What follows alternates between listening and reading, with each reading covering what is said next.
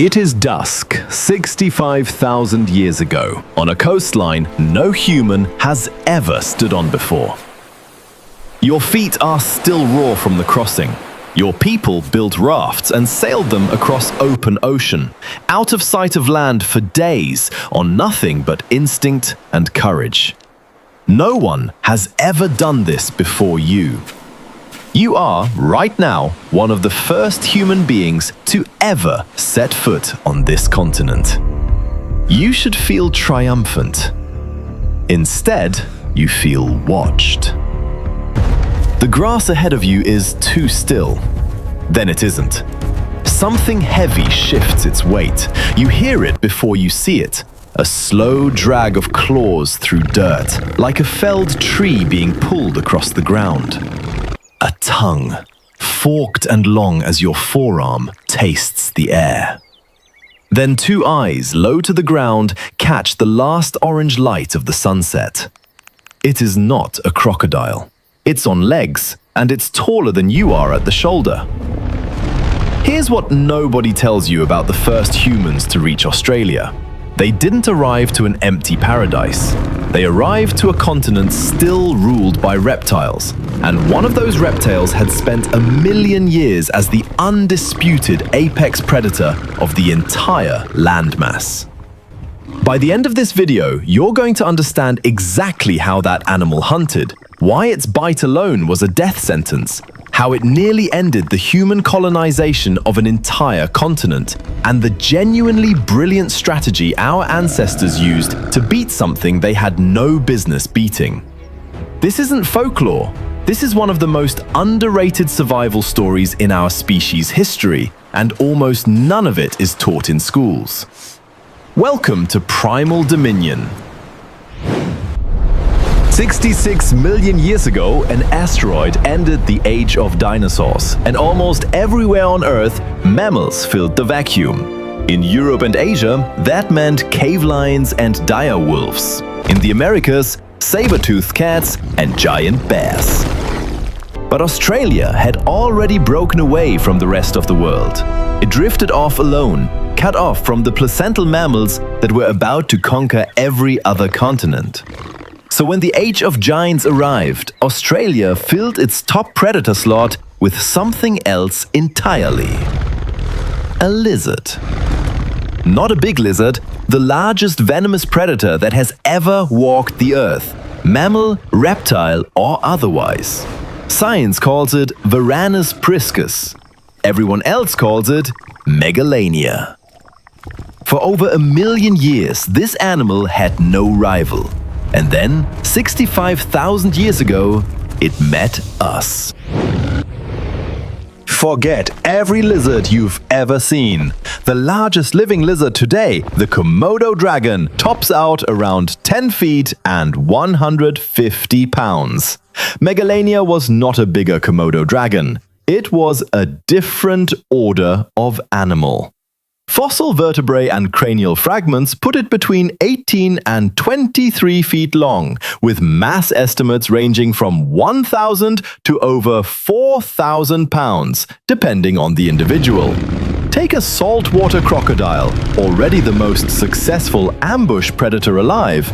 Pull it up onto 4 powerful pillar-like legs built for sprinting on dry land, and give it the intelligence of a monitor lizard rather than a crocodile's comparatively simple brain. Its skin was studded with osteoderms, bony plates embedded directly into the hide. A spear thrust into its flank wouldn't puncture skin. It would glance off, like striking a shield. But the armor was the least of anyone's problems. The mouth was the problem. Megalania's teeth weren't built to crush like a crocodile's. They were serrated and curved backward, built to grip flesh and shred it the instant the head pulled back. A single bite from those jaws wasn't a wound, it was already a catastrophe. And that catastrophe had a second stage nobody expected. For decades, paleontologists had a real problem with Megalania. An animal this heavy, moving on 4 legs, shouldn't have been able to run down fast, healthy prey. So how did something this size actually kill? The answer didn't come from a fossil. It came from a lab in 2009 when toxicologist Brian Fry proved something that rewrote the reputation of an entire family of animals. Monitor lizards, Komodo dragons included, have active, functioning venom glands. Megalania sat in the exact same evolutionary branch. This wasn't a fast-acting neurotoxin like a cobra's. It was a hemotoxin, a chemical that shuts down blood clotting and collapses blood pressure. Megalania didn't need fangs to deliver it. The venom simply flooded into the gaping wound its serrated teeth had already carved open.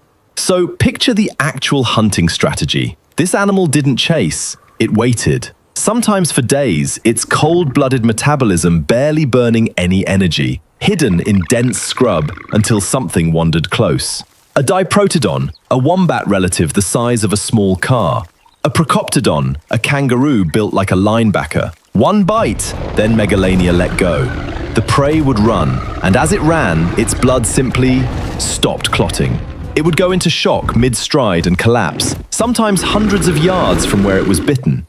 All Megalania had to do was follow the blood trail at a walk.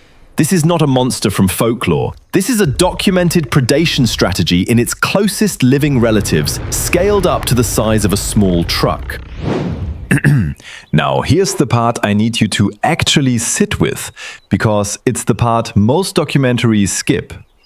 Every megafauna documentary treats early humans like background extras.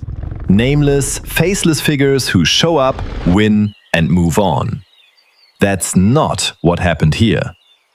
The people who crossed into Australia were walking into an active, million-year-old kingdom, and for a long stretch of time, they were not winning. Think about what a hunting party actually carried into that landscape.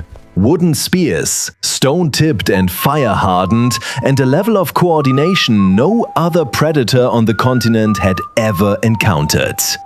Now think about what those weapons were worth against Megalania. A spear thrust at its back or flank hit armor plating and did nothing. The only vulnerable strike was the eyes, the throat, or the soft underside, which meant getting close enough that a single miscalculated lunge from the animal ended the hunt permanently. And a graze, not even a full bite, just a scrape past the leg, meant internal bleeding and shock within minutes. There was no antivenom. There was no field treatment. There was nothing to do but watch someone die slowly, over hours, while the group carried them. For the first generations of Australians, Megalania wasn't a myth to be careful of. It was a predator that actively hunted people, the same way it hunted any other slow-moving mammal on the continent. We were unarmored, ground-dwelling, and, to a hemotoxic ambush predator that had ruled unchallenged for 1,000,000 years, we were simply new meat. And yet, within a relatively short window on a geological timescale, Megalania was gone. Not driven out, extinct. So what actually happened? Here's the twist. Humans didn't beat Megalania in combat. We were never going to win that fight. And on some level, our ancestors seem to have understood that. So they didn't fight the animal. They dismantled the world it depended on. Megalania's entire strategy required cover. Dense brush and scrub to hide its bulk until prey wandered close. Early Australians brought with them a technique still practiced today: fire stick farming. Deliberate, controlled burns set to clear old growth and encourage the fresh green shoots that drew in kangaroos and other game. It was hunting strategy, not warfare, but the side effect reshaped an entire continent. Dense woodland became open plains. And an ambush predator that depends on cover in an open plain is not a predator anymore. It's a target, visible from half a mile out, too slow and too heavy over distance to run anything down in the open. At the same time, humans were hunting the exact same prey animals Megalania relied on. As those populations thinned, the reptiles' already narrow margins collapsed with them. The largest venomous predator in Earth's history wasn't speared to death in some final showdown. It was slowly, systematically starved out of a world that had been rebuilt around a smaller, smarter, more adaptable animal: us. Here's where this story gets genuinely strange. In most parts of the world, when we dig up an extinct giant, there's no living memory of it. Nobody in 1800s Europe knew what a mammoth actually looked like when they first found its bones. Australia is different because Aboriginal Australian culture holds the oldest continuous oral tradition on the planet. Stories passed down, essentially unbroken, for tens of thousands of years. And woven through that tradition are accounts of an enormous cave-dwelling reptile, in some tellings called the Wooey, with a massive head and an appetite for anything unlucky enough to cross its path. For generations, that story was filed away as folklore, something meant to keep children away from dark caves at night. Paleontology has since made a quieter, more remarkable case. It wasn't invented to explain the dark. It was a record, passed down by the descendants of the people who actually lived alongside this animal, lost people to it, and eventually outlasted it.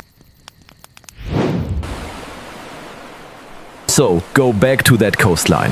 That moment we opened on. A person, alone in the dark, hearing something enormous shift its weight in the grass. That wasn't a scene invented for a documentary. That was an ordinary night for someone for thousands of years. Megalania is proof that the monsters in our oldest stories weren't metaphors.